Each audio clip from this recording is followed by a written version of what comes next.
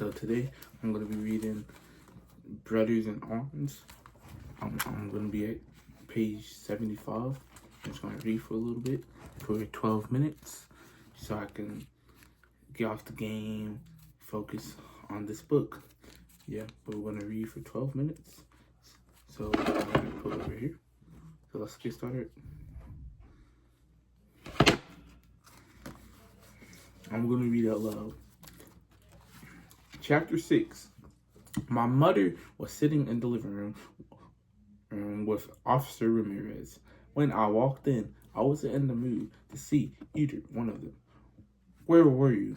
Mom asked me. As soon as I walked in, she got up and stood in front of me. "You stink. What were you doing?" Her questions came as fast as punches. I knew what she said was true. "I smell like beer and smoke." "Nowhere, Mom."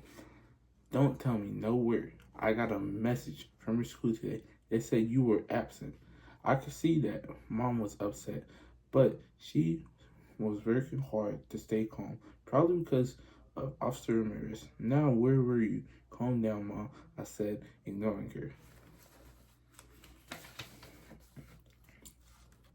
Question and looking at the cop. "Did you bring him here to yell at me?" "No, Martin." Officer Ramirez said, "I brought your mom home from work, and I thought I'd just check in with you.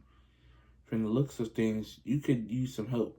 "I don't need your help. All this help ever brought was bad news. We don't know who the killer was. Maybe you should move to a neighborhood. Move to a new neighborhood. Go to a new school." "Martin, I'm going to ask you this one more time. Where were you today?" The room got quiet, and I looked at both of them. Even Officer Ramirez looked serious.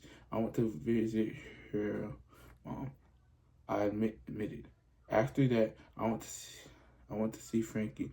I'll go to school tomorrow," I said before turning to my room. No one said anything when I shut my bedroom door. Thursday, I made it to English class.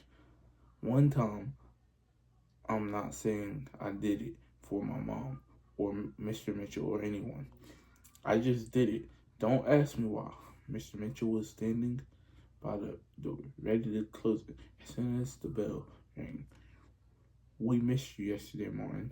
Everything all right?" he asked. "Yeah." "Why?"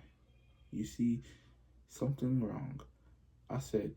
He looked almost hurt, but I didn't care.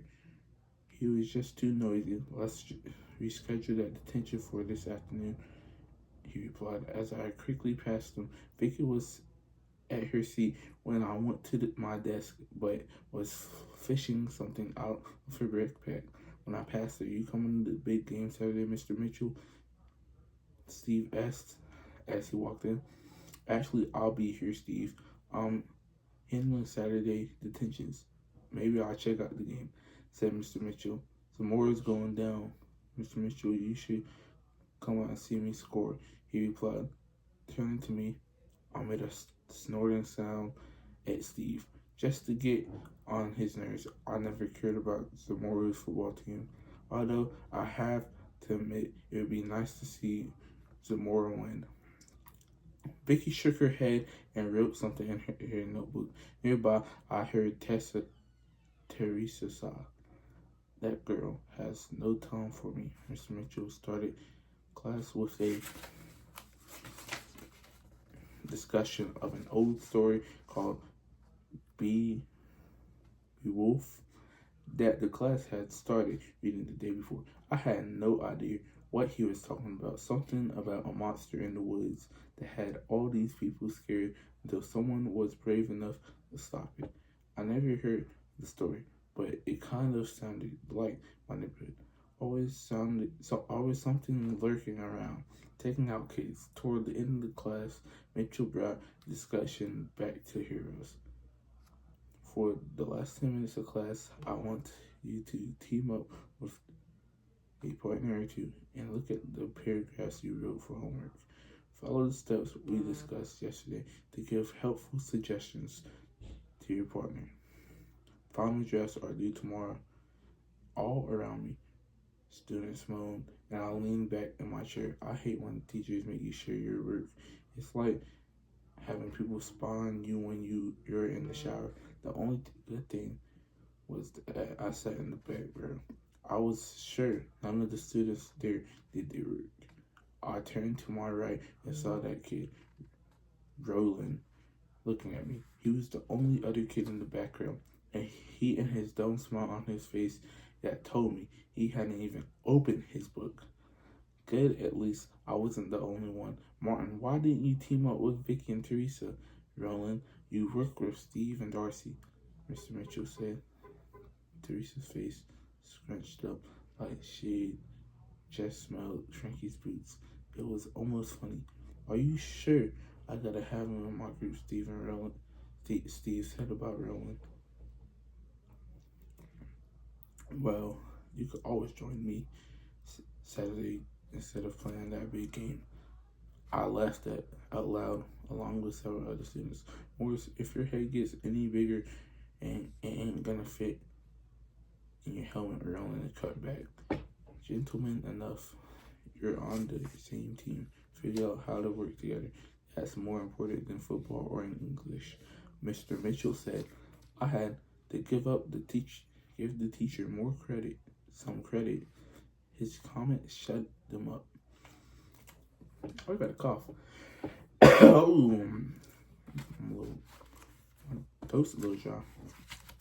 I got out of my desk and sat next to Vicky.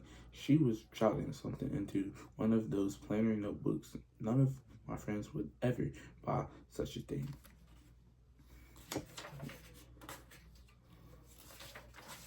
By the way, it is 2/19, January, January, I don't know what.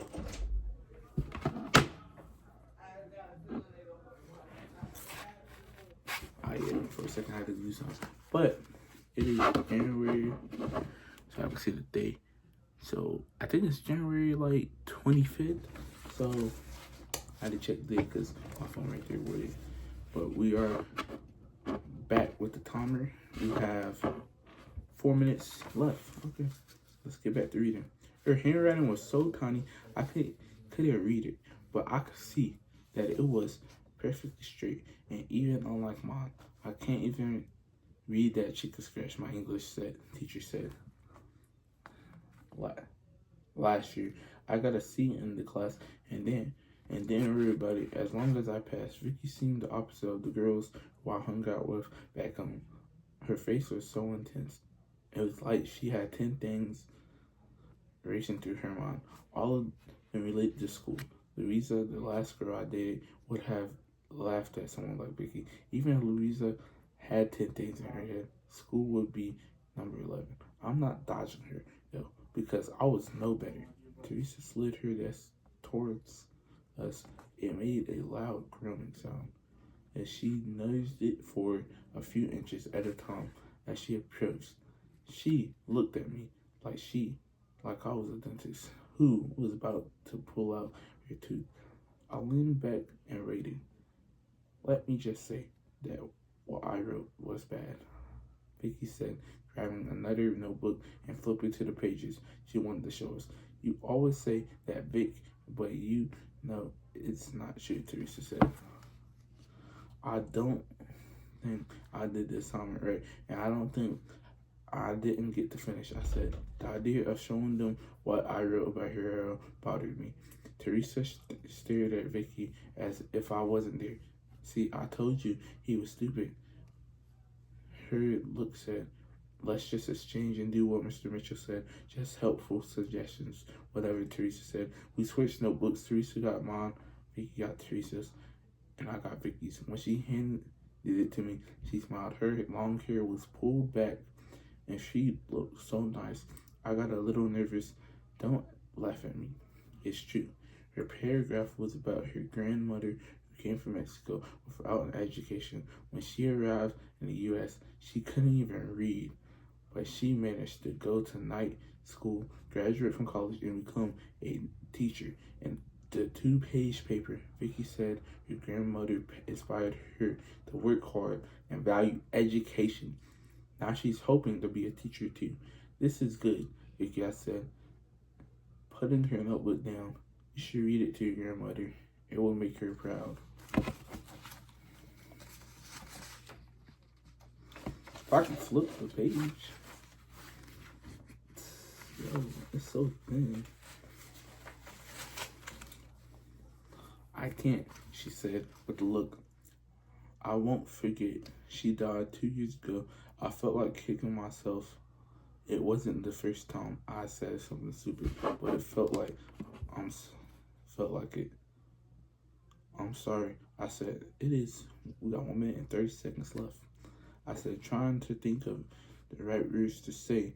My tongue was suddenly a tangled knot. It's okay, Martin, she said, turning to Teresa and offering her a few writing suggestions. My turn was next, and Teresa began shaking her head and frowning. I don't think what you wrote is what Mr. Mitchell wanted. It's not long either, she said, but I guess it's okay. Teresa spoke the last word as if was especially difficult. Thanks, Teresa, I said. I wanted to tell her off, but Vicky was there. Instead, I gave her a big fake smile. That's really helpful. Okay, let's switch again, Vicky instructed. This time I got Teresa's paper, and Vicky got mine. My stomach was flipping wild. Vicky was reading my short paragraph about her era. I was afraid she'd think I was dumb or something, but what could I do? I wasn't a writer. After several long seconds, she brushed her hair back, looked at me. I don't know what to say, she said. Teresa yawned. I know. I didn't do the assignment right. No, Martin. What you wrote is so deep, but I don't understand. You need to finish it. You need to explain what happened to your brother. Someone shot and killed him. I spoke the words in the same way I would tell you my favorite color the day I was born. The name of Frankie's sister. Sitting in front of Teresa and Vicky with the whole class nearby. I wasn't gonna lose it. I'm so sorry, she said. It's okay, Vicky, I told her. Yet, I could feel the movement inside. Let me finish this page before I finish. Move inside like the little earthquakes. We get around here from time to time. Not enough to hurt anyone. Just enough to let you know something is happening. She looked at me with those brown eyes, and I could see sadness in them. For me, I felt naked like a newborn baby. It might sound silly to say that when you have a pretty girl in front of you, but it wasn't like she was seeing my whole body without clothes on. It was like she was. So this is gonna be it for this time. But like those 8 pages were pretty good. I just want to read some more. I mean, should I make more videos about like this? I don't know. But it is currently 2:26. I did this to at least be off the game for a little bit, at least 10 to 15 minutes. Get off the game, chill. I didn't even not even watch TV. Just chill and read a book that enhance my knowledge and enhance my reading skills, so I can speak a little better when I'm speaking out loud. And it is 2:26 on, I think, the 25th, 26th, one of those days. But I will see y'all in the next video.